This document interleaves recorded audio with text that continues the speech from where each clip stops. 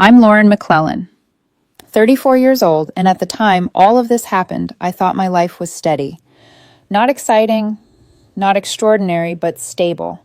I worked as an IT consultant in a mid-sized city, decent income, good reputation, a routine most people would kill for, and for a long time I thought I was building a future with the man I loved. His name was Jacob. I met him 5 years before everything fell apart at a mutual friend's barbecue on a warm July afternoon. He was 29, then, vibrant in that effortless, charismatic way that made people lean in when he talked. He worked in marketing, constantly buzzing about campaigns, promotions, networking events, and dreams of climbing the corporate ladder. And me, I was instantly drawn in. He had this energy, this presence that made you feel like life could be bigger, faster, brighter, if only you ran beside him. We clicked fast. Too fast, maybe. A year later, we moved into an apartment together, the one I could afford on my salary, while he focused on chasing opportunities. From the very beginning, I was the committed one. I handled most of the bills so Jacob could breathe, dream, and plan his future. When he wanted to go back to grad school part-time for a marketing degree, I even picked up extra freelance work so he wouldn't drown in tuition debt. I'd drag myself home at night exhausted, then cook dinner anyway because he'd be drained from classes. On weekends, I'd plan small getaways for him to decompress. I was all in emotionally, financially, practically. I remember one early night vividly. Jacob was slumped over his laptop, shaking because he thought his presentation would tank. He said he didn't belong in marketing, that he wasn't talented enough that people would laugh at him. I stayed up with him until almost 3 a.m, adjusting his slides, helping him rehearse, reminding him he was brilliant. When he finally calmed down, he hugged me and whispered, "Lauren, you're my rock." Back then, I believed him. I sacrificed promotions that required travel because Jacob said he couldn't handle the distance. We need stability, he'd insist, and I'd nod thinking we were building something enduring.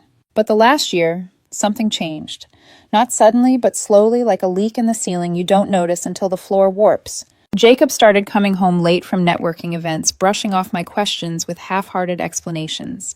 His phone was always in his hand, messages popping up that made him laugh while I sat there feeling like an outsider in my own relationship. He began comparing me to people at work, especially one woman, Melissa, a high-performing sales manager, he claimed motivated him. "Melissa just closed this massive deal," he'd say. "She's flying to Europe next month. Ambition like that is rare." At first, I brushed it off. I didn't want to be the jealous girlfriend, but the comparisons grew sharper. "You're so predictable, Lauren. Same routine every day. Don't you ever get bored of being safe?" It stung, but instead of pulling away, I worked harder. I wanted us to be okay. I wanted the man I loved to stay. Our 5th anniversary was coming up, and I wanted to make it unforgettable. I booked his favorite Italian restaurant, the cozy one downtown with dim lighting and live violin on Fridays. I got him flowers, booked a private booth, and even bought a sleek watch he'd been eyeing online for months but never let himself buy. That morning, I sent him a message. "Can't wait for tonight. I love you." He replied with a heart emoji, nothing more. When I kissed him goodbye, he seemed distracted, barely present. We met directly after work. He walked in wearing a new sharp-cut suit I'd never seen before. He looked incredible and unusually distant. The moment he sat down, he was already checking his phone under the table. I handed him the flowers and wished him a happy anniversary.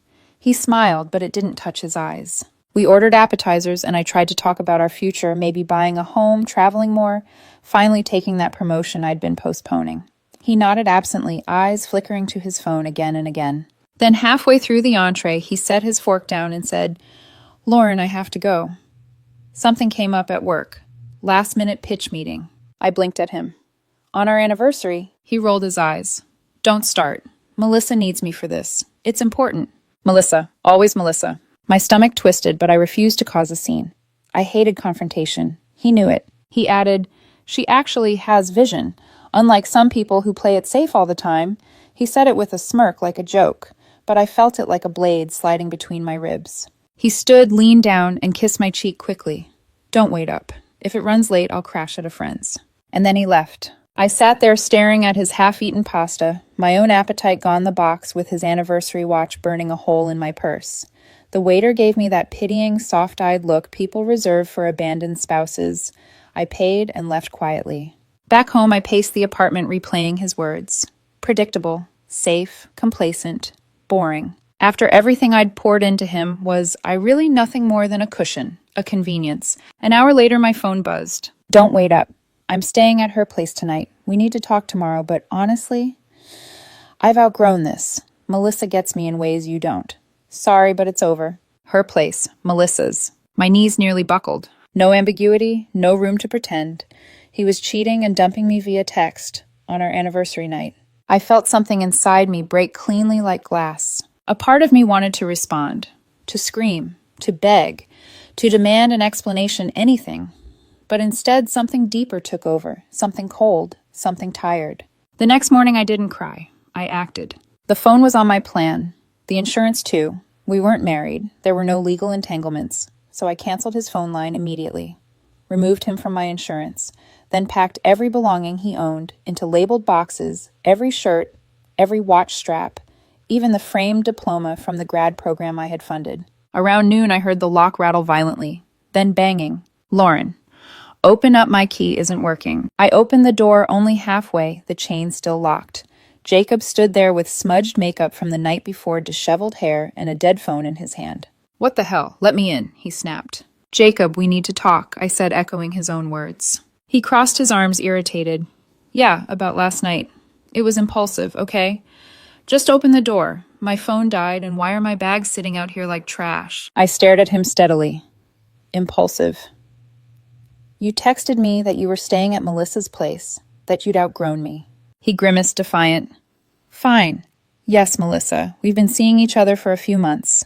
She's exciting. She pushes me, makes me feel alive. You're just stagnant. My blood ran cold. He kept going as if rehearsed. You were smothering me. You baby me. Melissa treats me like an equal. She challenges me. Unlike you, who's content with mediocrity. So I said quietly, your logic is to cheat on me because I'm reliable. It's not cheating if I'm ending things. He shrugged. And yes, that's my logic. Twisted to you, maybe, but I've evolved. You should too. He smirked like he'd won something. I didn't break. I didn't tremble. I simply said, your phone isn't yours anymore. I canceled the line. Insurance too. And you're not on the lease. Your things are here. Take them and leave.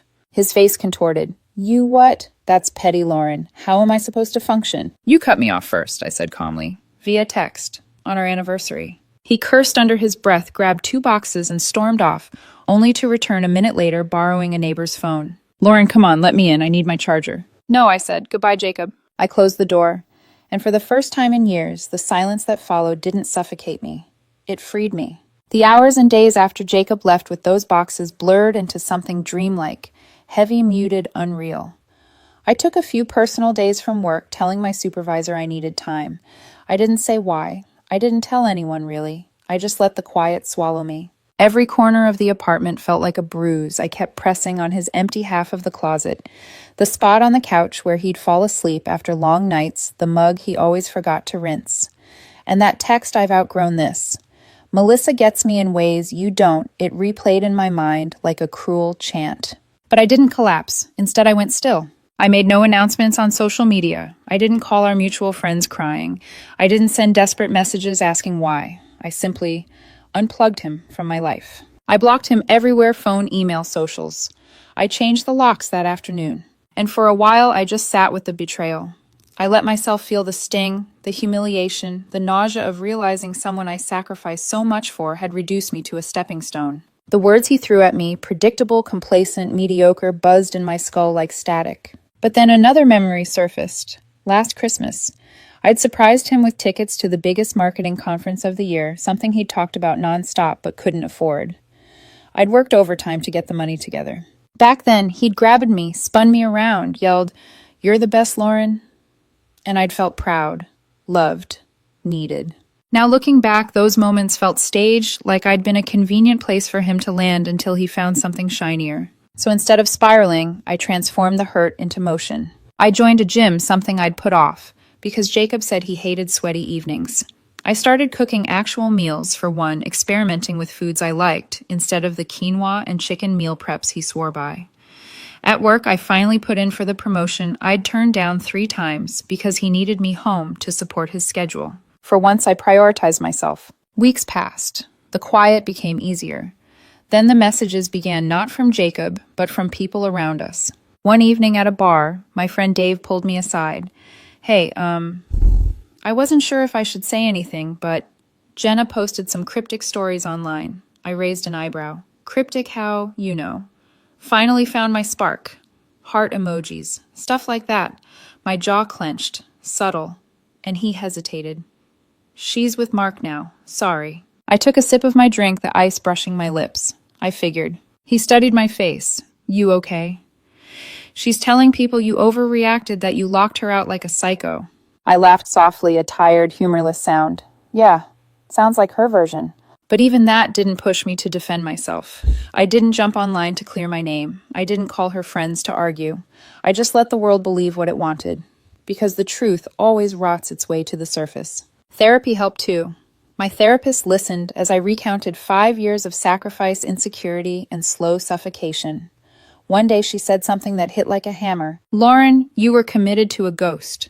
A version of Jacob that stopped existing long before you realized it. She was right. I'd held on to a man who'd already drifted away. Then, almost poetic in its timing, the rumors started. Another friend mentioned office drama. Awkward news. Melissa. She's married, and her husband found their messages. I blinked. Married. She told Jacob she was separated. Yeah, apparently. Not really. He found out. Massive blow-up at their office. HR involved. It's ugly. I didn't smile, but I felt a cold quiet shift inside me, like the universe had nudged the scales. More details trickled in over the next week. Melissa's husband confronted her at the office. Screenshots leaked among coworkers. Management got involved. Because she and Jacob worked together, HR flagged the affair as a conflict of interest. Melissa got formally written up and temporarily removed from major clients. Jacob, he was under investigation. Meanwhile, my life expanded. I landed that remote-friendly promotion. More money, more respect, more travel. Something I'd always wanted, but put aside because Jacob couldn't handle long distance. I flew to a conference in another state where I met dozens of ambitious, passionate people. No pressure, no comparison, no belittling. Just inspiration. I even went on a few casual dates, not serious, but enough to remind myself that I wasn't boring, predictable, or unlovable. Then, around the 2-month mark, the attempts started. An email from an unfamiliar address. Lauren, we need to talk. Things with Melissa weren't what I thought. Can I come by to pick up my winter coat? Please? Delete. Unknown caller. Voicemail. Hey, it's me. I'm having a tough time. The job situation is bad. I miss our talks. Can we meet? Ignored. A call from his mother, Mrs. Harper, who always enabled Jacob's entitlement. Lauren, this is ridiculous. Jacob is struggling. You cutting him off is childish. Have a heart, dear. I kept my voice calm.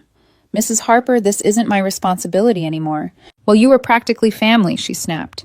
He needs support. He cheated, I reminded her, on our anniversary. Oh, grow up. It was a fling. Men make mistakes. Don't be dramatic. He's not my problem, I said and hung up. Then a message relayed through a friend. Hey, Lauren. Jacob asked me to reach out. Says he's sorry. Wants closure. My reply was simple, tell him no thanks. His desperation grew sharper. A new voicemail, furious this time. Fine, ignore me. But you're heartless, Lauren. I made one mistake and you're punishing me like this. Melissa was a jerk, abusive, controlling. She dumped me when everything blew up. I'm broke, jobless. You could at least talk to me. I felt nothing, no sympathy, no warmth, just a kind of distant clarity. He had discarded me. Now karma was discarding him, and I was finally fully free of him. Jacob's downfall didn't happen in one dramatic explosion. It unraveled slowly, thread by thread, until everything he'd built on ego charm and borrowed ambition collapsed under its own weight. I didn't search for updates. I didn't stalk his social media. I didn't ask our friends for details. But when your circles overlap, information has a way of finding you anyway. The first signs were small. A mutual friend texting me a screenshot of Melissa's Instagram story, a blank screen with a quote about choosing yourself even when the world misunderstands you. Melissa had never been subtle. Then came the bigger cracks. Turns out Melissa's husband hadn't just confronted her, he'd filed for divorce immediately. And since she and Jacob worked together, the whole affair spilled into the office. People took sides, HR got involved again. One afternoon, Dave messaged me. you won't believe this. Jacob got canned today. I didn't respond. Not out of cruelty, but because, what could I say? I'm sorry. Serves him right. Neither felt honest. Later I heard he didn't get severance. His reputation was damaged, and management didn't want the mess tainting their brand. Suddenly, his LinkedIn showed a quiet, open-to-work badge. His mom started posting vague, pitiful messages about how life is unfair to good people. By then, I was too busy moving forward to care. My promotion had kicked in. More travel, more flexibility, more confidence. I felt myself coming back to life, sleeping better, eating better, smiling more. I didn't wake up every day wondering if my partner loved me. I didn't worry about proving my worth to someone who treated stability like a flaw. Meanwhile, Jacob's life kept fraying. His credit cards were maxed. His savings were gone. He was crashing with his mother in the same cramped apartment he once mocked as proof of generational failure. And Melissa. From what I heard, she'd ghosted him completely after the divorce drama made her look bad.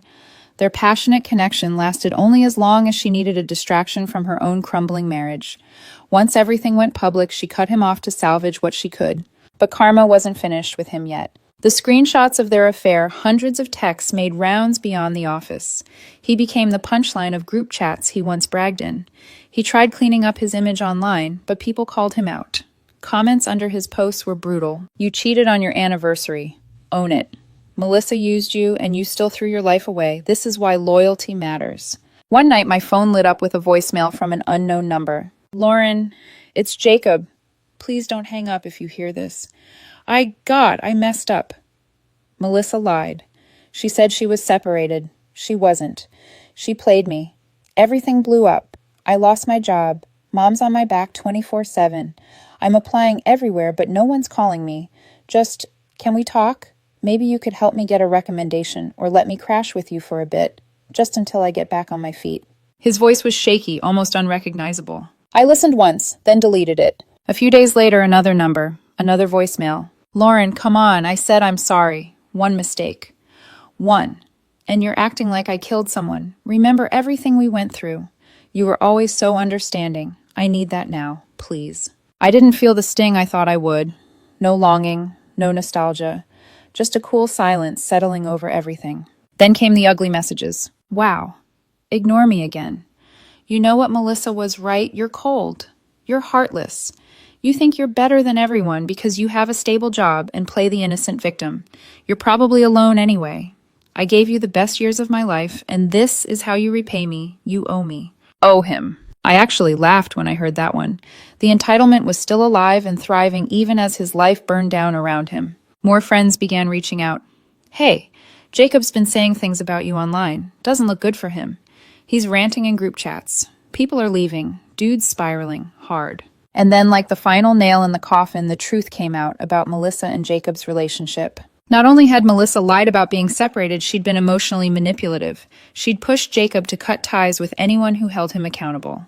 She'd isolated him, controlled their conversations, even threatened to expose private messages of his if he broke things off. They'd had screaming matches in public. At one point, a neighbor called the police after hearing shouting and what sounded like someone being shoved. There was almost a restraining order. They both avoided pressing charges to keep their reputations from getting worse.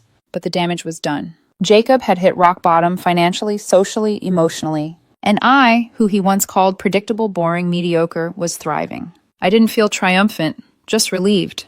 Like a storm that had hung over my head for years had finally passed, leaving clear skies behind. The calls, the emails, the begging, the anger, they all blended into background noise. He became like a character from an old book I'd finished long ago, no longer relevant to the chapter I was living. But the universe wasn't done weaving our story together just yet, because the final confrontation, the one that truly closed the door, was waiting for me at a place Jacob never should have been. 6 months had passed since the anniversary night that detonated my life. 6 months since I watched the man I once loved walk away into someone else's arms. 6 months since I began rebuilding myself from the ground up. By then I had a new rhythm, a new peace, and unexpectedly, a new relationship. I met Daniel at that out-of-state conference, kind eyes, warm laugh, the kind of ambition that didn't trample others. He listened. He respected boundaries. He didn't make me feel predictable or mediocre or like my stability was some anchor dragging him down. We weren't rushing anything, but being with him felt light, effortless, real. So when our mutual friend Dave invited me to his wedding, insisting I come, "You're glowing these days. Show it, Lore." I said yes. The venue was gorgeous, fairy lights draped across old oak beams, champagne flowing soft jazz floating through warm summer air. Daniel held my hand as we mingled, introducing me proudly as his partner. For the first time in a long time, I wasn't pretending. I felt genuinely happy. And then I saw him. Jacob stood near the entrance wearing a wrinkled button-down and a tie that looked like it had been yanked on in a cab. His eyes were red, either from drinking, crying, or both. He wasn't invited. I knew at the instant I saw the way the staff glanced at him nervously. He spotted me, and he beelined across the room. "Lauren," he said breathlessly, "we need to talk. Now." Daniel looked at me, eyebrows raised in quiet concern. I squeezed his hand. "It's okay. I'll handle it." I followed Jacob outside to the garden string lights flickering above us, the muffled sound of celebration humming in the background. It was a beautiful place for closure or chaos. Jacob wasted no time. "Look at me," he said, gesturing at himself like a broken exhibit. "I'm a wreck. No job, no place of my own, nothing. Melissa ruined everything. She lied. She used me. She turned my whole life upside down." He ran a hand through his messy hair, voice trembling. "But seeing you here, you look happy, really happy, and it hit me what I lost. You were good to me, Lauren, better than I ever deserved." His eyes watered. "Please, let's try again. I'll do anything. I'll block Melissa. I'll get therapy. I'll change." He looked at me like I was the last rope dangling over a cliff. Then his gaze flicked toward the reception hall where Daniel was chatting with one of the bridesmaids. "Who's that?" Jacob snapped, bitterness flaring through the desperation. "You already replaced me after all that talk about loyalty." Ah, there it was. The hypocrisy, the entitlement, the ego. I took a small breath, a steadying breath, and looked him squarely in the eyes. "Jacob," I said quietly, "let's stick to the facts." He swallowed hard. "You ended us. You cheated. You humiliated me publicly. You lied again and again." Each sentence hit like a measured strike, not out of anger, but truth. "And everything that's happening to you now," I continued, "those are the consequences of your choices, not mine." He blinked rapidly, unable or unwilling to absorb it. "I've built a life without you," I added. "A better one, with people who value me for who I am, not what I can sacrifice." His voice cracked. "Lauren, please, just one more chance." "No," I said softly. "Go home, Jacob. Hold on to whatever dignity you still have left." He stared at me, lips quivering. Then his expression twisted with anger, the last weapon in his arsenal. "You'll regret this," he hissed. "You'll end up alone. People like you always do." I felt nothing. Not fear, not hurt, just a deep certainty. "I doubt it," I said. I turned and walked back toward the warm glow of the reception hall. Inside, Daniel looked up the moment I re-entered. His eyes, steady, kind, met mine. "You okay?" he asked. I smiled, truly smiled. Completely. He took my hand without needing to know the details, and we returned to the dance floor.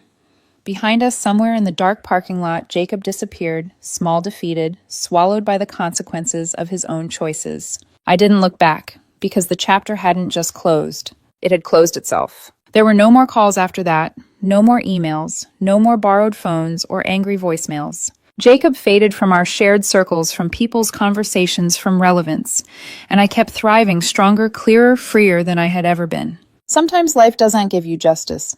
Sometimes you have